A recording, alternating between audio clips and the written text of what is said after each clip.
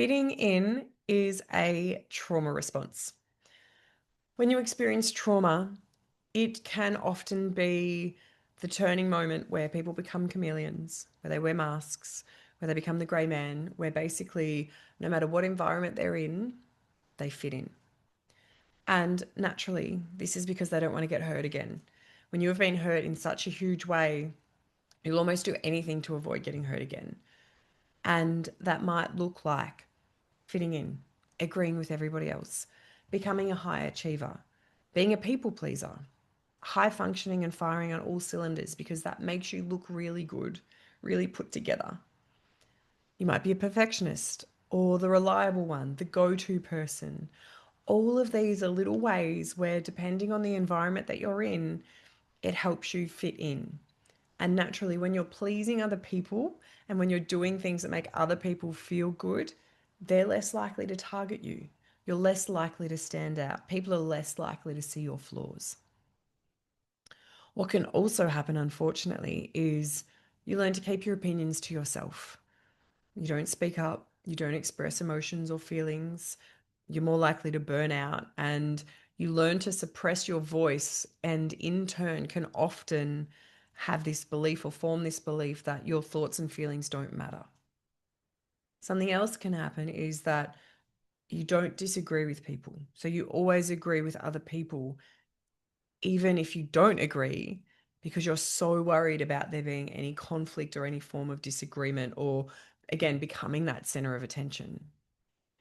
And you can also conform and act and live in a way that isn't actually aligned with who you are and what you want, but it's what other people are doing and it's what other people expect of you. And so you do it. Basically, you start living how other people expect you to live, not how you want to live. For me, one of the biggest challenges I've had with my healing has been around friendships. I used to need people to like me, right? I used to need people around me as a way of validating myself and telling myself that I was worthy. And I had a lot of friends, in air quotes, shall we call them. This stemmed and started from being bullied at school. That was where I learnt to fit in because I had been picked on and picked out so much that I just adapted. I didn't express what I really thought. I didn't have my own opinions. I just made sure I went along with what everybody else said, to the point I didn't tell some of my friends that I was raped because they were mocking someone on a TV show. They were making comments about what would happen if they were, what they would do if they were. And in that moment, I knew that I wasn't safe to actually say what was like, couldn't say my truth. So, in order to feel good about myself, I wanted to be friends with everybody. I wanted everybody to like me. And at one point in time, I was really proud of the fact I had so many friends, like, really proud. I kind of wore it as a badge of honor. And I remember when I first started seeing my ex, and for a while, like, I would be going out and doing things and going to parties and that kind of thing. And he never really asked, like, he never asked who I was going with. And I took that as he just doesn't care. And I got a bit funny about it. And I should also mention that the previous few exes that I'd had before him were very jealous and controlling. So I'd gone from having everything that I did questioned significantly to someone who just was like, see ya. And I was like, what? Like, why don't you care? And he said, I do care, but you have so many friends and I can't keep up. So I don't know who they are. So there's no point me asking. And I remember sitting there going, yeah, I do.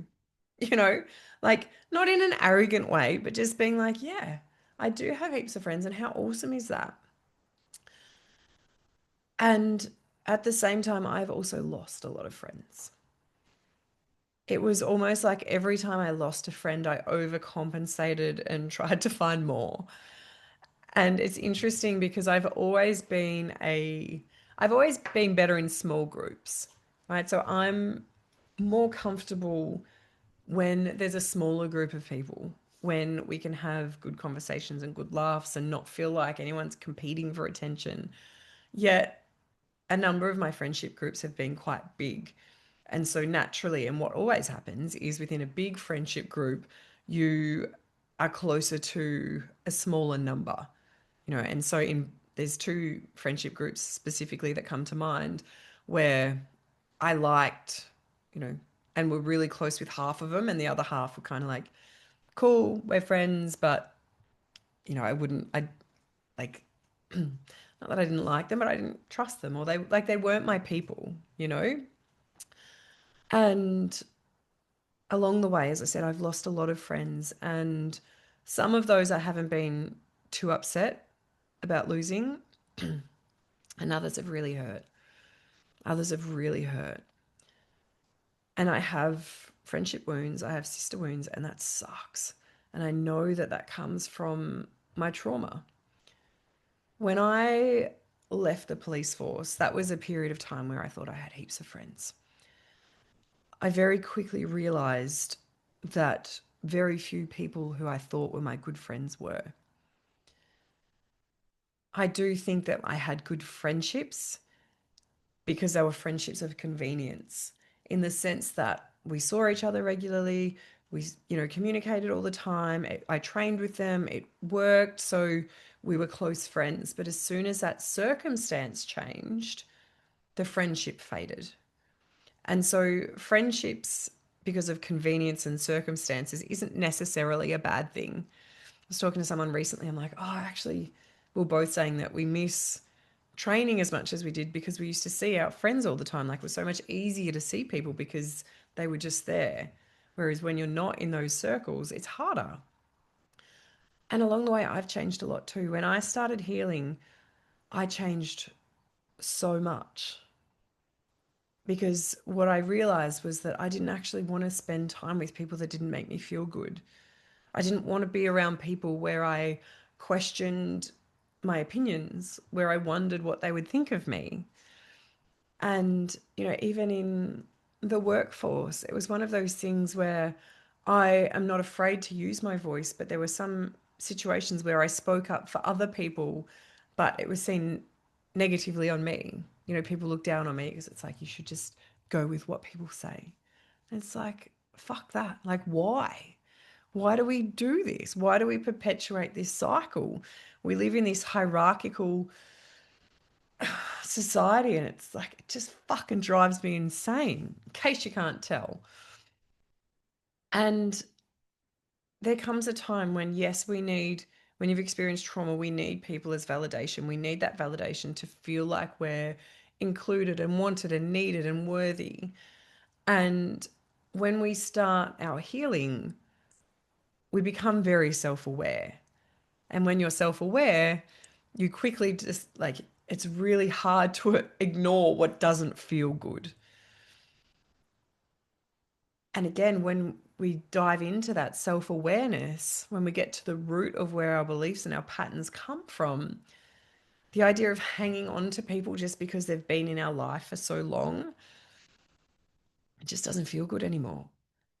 Like, yes, sometimes keeping people in our life avoids the pain of letting someone go, but at what cost? And this is a decision that you need to make in the sense of, when when does fitting in create more tension, more friction, more misalignment than it does ease? I now actually, it kind of feels gross to fit in. It feels gross to be around people or with people and act the way that they do, or do what they say or want just to fit in. I don't actually think I could do it anymore, which is funny because for such a long time that was who I was. And I can't, even in family. And that's a really big shift for me. When I disagree with family members on certain things, especially racism, inclusivity, neurodiversity, like so many things, I tell them. And we have a lot of heated arguments. Previously, I might have mentioned it and then just shut down because it was easier. Whereas now I know what I stand for. I have turned away clients or stopped working with clients because they have been racist. Things that they have said has been racist. And when I've called them on it, they've tried to bypass it or dismiss it. I'm like, this doesn't work for me. I don't want to be in space with someone who can openly be racist.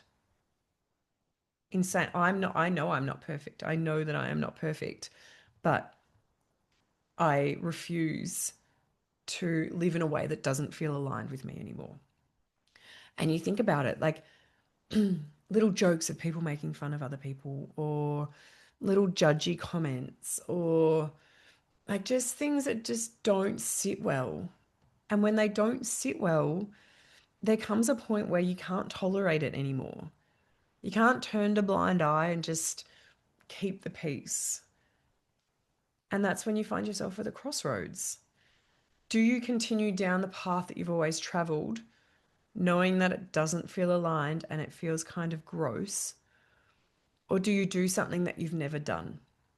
Do you enter a space of the unknown by choosing to live in alignment and what feels good for you? I remember when I started coaching, I was still working full time for quite a while.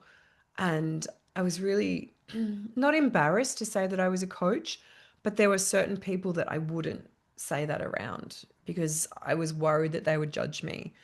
And I know some people have, and that is okay. Whereas now it's like, I am a coach. This is the work that I do, and I fucking love the work that I do. I get to have the best, deepest, most honorable, honest conversations with the most incredible people. And that is so much better and feels so much more fulfilling than being around people who don't get it. And one of the biggest challenges I notice with people who are thinking about coaching, particularly the work that I do, is they're worried about what their family and friends will think. What happens when I change? And naturally, you're going to change. No one enters coaching willingly and stays the same. It just doesn't happen. And so, what do? Which path do you choose? Do you choose the path that you know is right for you, deep in your heart, you know is right for you, or do you do the path that is easy for other people, creates less friction for them, but more for you? And I totally understand that fear of losing people. I totally understand it. And the raw, honest truth is that when you enter the world of coaching, personal development, self awareness, when you choose to bring a vision to life and choose to live in a way that is different to how you've always lived, there's a very high possibility that you're going to lose people. People are going to distance themselves. They're going to be unsure about who this new person is. And the fact is that you're not a new person. You're just more yourself. And the people who love you for you will stay with you. And the people who love you because you've made them feel better may not. From personal experience and someone who has lost so many friends, so many people because I chose to change. If you do lose someone because you're focusing on becoming a better person, those people aren't meant to be in your life. And it's a hard pill to swallow. A hard pill to swallow. I am not having a bridal party at my wedding, partly because every person throughout my life who I thought would be my bridesmaid is not in my life anymore. There are some who have been with me for years and years who are still super close and are coming to the wedding. But it almost felt like this was one thing that I needed to do myself. I needed to stand there by myself and it be about me. I also know that when we let go of people that don't support us, don't encourage us, don't want us to be the fullest and best version of ourselves, we attract those who do. We attract people that you can instantly meet and have the best conversation with.